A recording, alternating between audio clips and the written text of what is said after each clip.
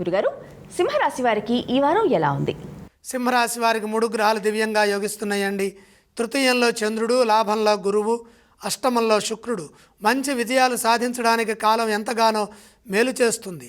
లక్ష్యం చెరువులోనే ఉన్నది. కర్తవ్యాలను మీరు సకాలంలో నిర్వర్తించడం ద్వారా మంచి జరుగుతుంది. మీ ముందున్న అవకాశాలను జాగ్రత్తగా సద్వినియోగం చేసుకోండి. ఏకాగ్ర చిత్తంతో పనిచేయడం ద్వారా కృషికి తగిన ప్రతిఫలం వెంటనే లభిస్తుంది. మనోబలం శక్తిని ప్రసాదిస్తుంది. ఉత్సాహంగా కార్యాలను పూర్తి చేయండి. దైవబలం మిమ్మల్ని సదా ముందుకు నడిపిస్తుంది. ఉద్యోగంలో బాధ్యతలను వినయపూర్వకంగా నిర్వర్తించండి. ఫలితాలు అనుకూలంగా ఉన్నాయి. ఎట్టి పరిస్థితుల్లో వివాదాలకు అవకాశం కల్పించవద్దు. శాంతం చాలా అవసరం. సమయస్ఫూర్తి ప్రదర్శించండి. దగ్గర వారితో కలిసి నిర్ణయాలు తీసుకొని వాటిని అమలు చేయండి. సకాలంలో సరైన గుర్తింపు లభిస్తుంది. ప్రతిభతో ఆలోచించి సంభాషించడం ద్వారా మేలు జరుగుతుంది. నలుగురిని కలుపుకుపోవడం చాలా అవసరం. ఇదే విధంగా వ్యాపారంలో కూడా పనిచేయాలి. పరిస్థితులకు తగ్గట్టుగా ముందుకు సాగాలి. పనులను మధ్యలో ఆపవద్దు. నిరంతర సాధన చాలా అవసరం.